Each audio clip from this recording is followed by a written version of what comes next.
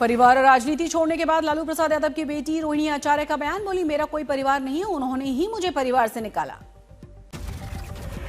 संजय यादव रमीज पर बड़ा आरोप लगाते हुए उन्होंने कहा, नाम लिया जाएगा तो आपको घर से निकाल दिया जाएगा, बदनाम किया जाएगा, गालियां दी जाएंगी और चप्पल उठाकर मारी जाएंगी। से निकाल दिया जाएगा, आपको बदनाम किया जाएगा, आपको गाली दिलवाया जाएगा, आपके ऊपर चप्पल उठा करके मारा जाएगा। अब जब संजय रमीज इन लोग का नाम लीजिए तो आपको घर से निकाल दिया जाएगा, आपको बदनाम किया जाएगा, आपको गाली दिलवाया जाएगा, आपके ऊपर चप्पल उठा करके मारा।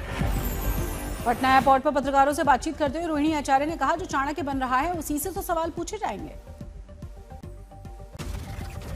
इससे पहले लालू प्रसाद यादव की बड़ी बेटी रोहिणी आचार्य ने सोशल मीडिया एक्स पर ट्वीट करके राजनीति छोड़ने का ऐलान किया था। परिवार से भी नाता खत्म करने की बात कही थी। रोहिणी आचार्य ने ट्वीट करके राजनीति और परिवार छोड़ने की जानकारी दी। लिखा, संजय यादव और रमीज ने मुझे यही करने को कहा है, मैं सारा दोष अपने ऊपर ले रही हूं। विवाद पर जेडीयू और बीजेपी ने भी प्रतिक्रिया देते हुए आरजेडी नेतृत्व पर सवाल उठाए। कहा, दो लोगों के कारण परिवार का टूटना ठीक बात नहीं, परिवार को मिलकर रहना होगा। बिहार विधानसभा चुनाव में जीत के बाद बीजेपी ने पूर्व केंद्रीय मंत्री आरके सिंह समेत 3 नेताओं को पार्टी से निकाला। ये कार्रवाई पार्टी विरोधी गतिविधियों के लिए की गई है। आरके सिंह ने इस्तीफे के बाद आज तक से खास बातचीत में दिया बड़ा बयान। कहा, आपराधिक पृष्ठभूमि के खिलाफ जो हमने बयान दिया उसकी वजह से हमें हटाया गया। आरके सिंह ने बचाव करते हुए कहा, हमने जो कहा वो पार्टी हित में ही है, क्योंकि भ्रष्टाचार और क्रिमिनल्स को पार्टी में शामिल नहीं करना चाहिए।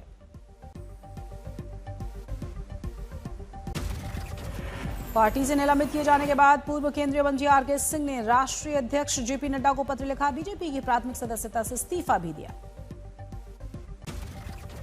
पूर्व केंद्रीय मंत्री आरके सिंह ने राष्ट्रीय अध्यक्ष जेपी नड्डा को लिखे पत्र में कहा, आरोप स्पष्ट नहीं बताए गए, इसीलिए जवाब देना संभव नहीं। बिहार विधानसभा चुनाव के परिणाम के बाद सरकार गठन की कवायद तेज हुई। नित्यानंद राय ने उपेंद्र कुशवाहा से मुलाकात की। कहा, हम एनडीए में सब एकजुट। बिहार में सरकार बनाने को लेकर चुनाव प्रभारी धर्मेंद्र प्रधान और संगठन प्रभारी विनोद तावड़े ने गृह मंत्री अमित शाह से मुलाकात की। गृह मंत्री के आवास पर बैठक हुई। बिहार विधानसभा चुनाव में एनडीए को मिली प्रचंड जीत के बाद केंद्रीय मंत्री चिराग पासवान ने सीएम नीतीश कुमार से मुलाकात की, भेंट करके जीत की बधाई दी। सीएम पर चिराग का बड़ा बयान। कहा, जैसा कि गृह मंत्री ने कहा, सीएम का चुनाव एक प्रक्रिया के तहत होगा, लेकिन मैं चाहूंगा कि नीतीश कुमार सीएम बने।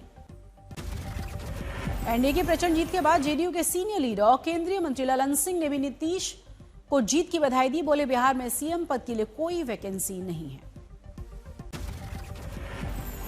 विपक्षी महागठबंधन पर हमला बोलते हुए ललन सिंह ने कहा, हारना तो तय था, क्योंकि इनके पास कोई नेतृत्व नहीं है। केंद्रीय मंत्री ललन सिंह और संजय झा बीजेपी आलाकमान से बातचीत करने के लिए दिल्ली पहुंचे। सरकार गठन को लेकर चर्चाएं। कांग्रेस बिहार में जबरदस्त हार का ठीक रहा। एसआईआर और चुनाव आयोग पर फोड़ा गया। खड़गे के घर पर बैठक में राहुल गांधी शामिल हुए। आरजेडी बोली, समीक्षा करेंगे। बिहार चुनाव में आरजेडी की करारी हार के बाद पार्टी के वरिष्ठ नेता जगदानंद लालू प्रसाद यादव से मुलाकात करने पहुंचे। नतीजों पर कहा, आपस में कुछ भी हो, संबंध बने रहेंगे। लालू यादव से मुलाकात पर बोले, हर हालत में मिलते रहेंगे, कोई नतीजा संबंधों को प्रभावित नहीं कर सकता। लालू परिवार में संजय यादव को लेकर नाराजगी है। सूत्रों से खबर, संजय यादव पर बड़ी कार्रवाई हो सकती है। बिहार में मतदाताओं की संख्या पर उठे सवाल, ईसी ने दिया जवाब। कहा, रजिस्ट्रेशन प्रक्रिया के तहत नाम जोड़ने का सिलसिला 10 से 13 दिन के बाद तक जारी था। बीजेपी के आज बड़े जश्न की तैयारी। बिहार के सभी जिला मुख्यालयों पर बीजेपी विजय का जश्न मनाएगी।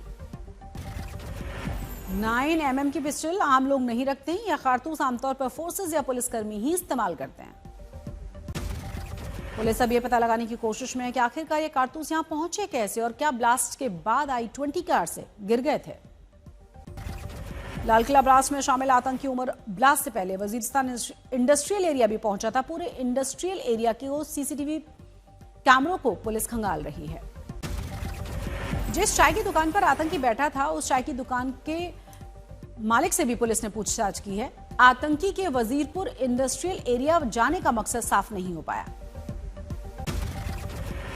डॉक्टर के भेष में आतंकी उमर की तस्वीरें सामने आई। इस आत्मघाती हमलावर ने लाल किला ब्लास्ट जैसे घिनौनी वारदात को अंजाम दिया था। पठानकोट से डॉक्टर रईस अहमद भट्ट को हिरासत में लिया गया है। रईस अहमद भट्ट को आतंकी उमर से कनेक्शन की पूछताछ के लिए हिरासत में लिया गया। 2020 से लेकर 2021 तक फरीदाबाद की अल-फलाह यूनिवर्सिटी में काम कर चुका था रईस अहमद। 5 दिन के बाद लाल किले के बाहर हुए ब्लास्ट के खोले गए हैं रास्ते। ब्लास्ट के बाद 500 मीटर तक का रास्ता पूरी तरीके से बंद कर दिया गया था। फरीदाबाद जैश मॉड्यूल में आरोपी गिरफ्तार। डॉक्टर शाहीन को लेकर बड़ा खुलासा। शाहीन कर रही थी फर्जी पते पर लिए गए सिम का इस्तेमाल। साल 2023 में शाहीन ने लिया था फरीदाबाद की एक मस्जिद के पते पर एक सिम। स्थायी पते में दिया था भाई के घर का एड्रेस। 2013 में कानपुर में नौकरी छोड़ने के बाद शाहीन कुछ दिनों के लिए थाईलैंड भी गई थी। यूपी एटीएस और पुलिस कर रही है शाहीन की पूरी यात्रा के विवरण की जांच। दिल्ली ब्लास्ट मामले में अल-फलाह यूनिवर्सिटी पर दिल्ली पुलिस क्राइम ब्रांच का शिकंजा। अल-फलाह यूनिवर्सिटी के खिलाफ दर्ज 2 अलग अलग एफआईआर। हिरासत में 3 और doctors. Al Falah university head office में पुलिस की गहन छापेमारी। करीब 7 घंटे तक छानबीन करने के बाद बाहर निकली पुलिस की टीम। दिल्ली ब्लास्ट के बाद गिरफ्तार डॉक्टर शाहीन के खिलाफ आईएमए का बड़ा एक्शन। आजीवन सदस्यता निष्कासित। कानपुर में भी आरोपी शाहीन के खिलाफ बड़ी कार्रवाई। दिल्ली विस्फोट मामले की जांच के बाद कानपुर के मेडिकल कॉलेज ने डॉक्टर शाहीन का नाम कॉलेज बोर्ड सूची से हटाया। जम्मू कश्मीर के उपराज्यपाल मनोज सिन्हा ने नौगांव पुलिस स्टेशन विस्फोट हादसे में मारे गए लोगों को श्रद्धांजलि अर्पित की। ब्लास्ट के उच्च स्तरीय जांच के सख्त आदेश। सनातन एकता पद यात्रा का आज आखिरी दिन है। वृंदावन के छठीगरा में 4 धाम मंदिर से शुरू होकर श्री बांके बिहारी मंदिर में समाप्त होगी यात्रा। वृंदावन में होने वाले समापन समारोह में भक्तों के लिए एक खास बड़ा धार्मिक आयोजन। लाखों लोगों के शामिल होने की संभावना। पूज्य बागेश्वर धाम के पीठाधीश्वर धीरेन्द्र शास्त्री के नेतृत्व में ये विशाल पदयात्रा चली। मथुरा के जैत स्थित राधा गोविंद जी मंदिर में यात्रा ने विश्राम किया। यात्रा के साथ चल रहे संतों और श्रद्धालुओं के लिए विशेष इंतजाम। मंदिर परिसर में भक्तों के लिए विश्राम भंडारे और रात्रि आरती की विशेष तैयारियां। बाबा बागेश्वर की सनातन एकता यात्रा में पहुंचे जुबिन नौटियाल सोशल मीडिया पर तस्वीरों को शेयर किया। देश के कई राज्यों में बदलेगा मौसम का मिजाज। कई राज्यों में बारिश के साथ बढ़ेगी ठंड। बिहार, यूपी, दिल्ली में सुबह के समय न्यूनतम तापमान 10 डिग्री से नीचे पहुंचने की संभावना। यूपी के कई जिलों में शीतलहर का अलर्ट है। कई जिलों में चलेंगी तेज हवाएं। उत्तराखंड और हिमाचल में बर्फबारी की चेतावनी। सैलानियों को सतर्क रहने की अपील। तमिलनाडु, केरल और आंध्र प्रदेश और अंडमान और निकोबार में भारी बारिश का अलर्ट है। 18 नवंबर तक जोरदार बारिश। ग्वालियर में रेत से भरे हुए ट्रैक्टर ट्रॉली से टकराई फॉर्च्यूनर गाड़ी। 5 युवकों की मौके पर मौत हुई। जयपुर में बेकाबू डंपर का कहर। बाइक पर बैठे 10 साल के बच्चे को रौंद डाला। दोनों ही पैर कुचलकर चालक फरार हुआ। गुस्साए लोगों ने सड़क जाम की, जमकर हंगामा किया। छत्तीसगढ़ के सुकमा में पुलिस और नक्सलियों के बीच हुई मुठभेड़। 3 इनामी नक्सली ढेर हुए। यूपी के सोनभद्र में पत्थर खदान धंसने से बड़ा हादसा हुआ। हादसे में 2 लोगों की मौत की खबर और मलबे में 15-16 मजदूर दबे। सोनभद्र खदान हादसे में एसडीआरएफ और एनडीआरएफ की टीमें रेस्क्यू कार्य में जुटी हुई हैं। राजकोट में रेंज रोवर कार के साथ अनोखा विरोध प्रदर्शन। सही से सर्विस न मिल पाने से नाराज मालिक ने रेंज रोवर को बैलगाड़ी से बांधकर घुमाया। जालना में शॉर्ट सर्किट से 10.5 एकड़ गन्ने की खेती में आग लगी। किसानों को भारी नुकसान। रांची के धुर्वा डैम में दर्दनाक सड़क हादसे में 3 पुलिसकर्मियों की मौत की खबर। पुलिस जांच में जुटी। आंध्र प्रदेश के अलूरी में स्कूल में फूड पॉइजनिंग की वजह से 29 छात्र बीमार हुए। जिला कलेक्टर ने अस्पताल जाकर उनसे हालचाल जाना।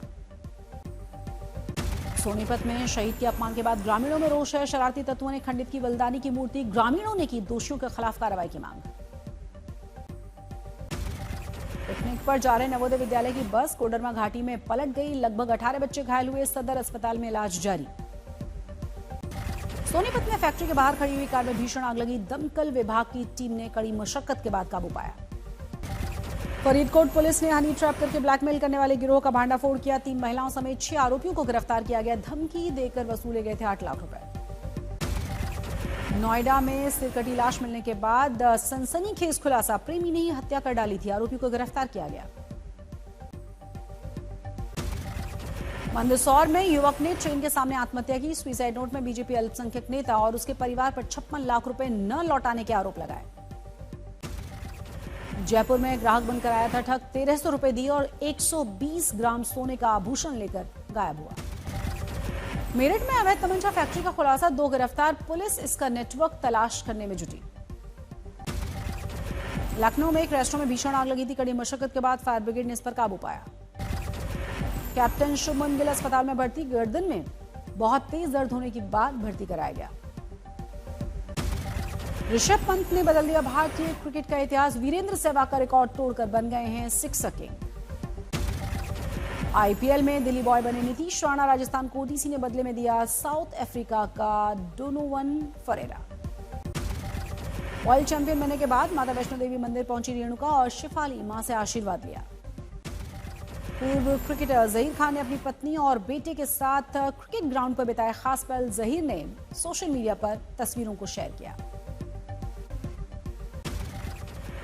राजमौली की वाराणसी से सुपरस्टार का धांसू लुक सामने आया, हाथ में त्रिशूल लिए बैल पर सवार नजर आए महेश बाबू।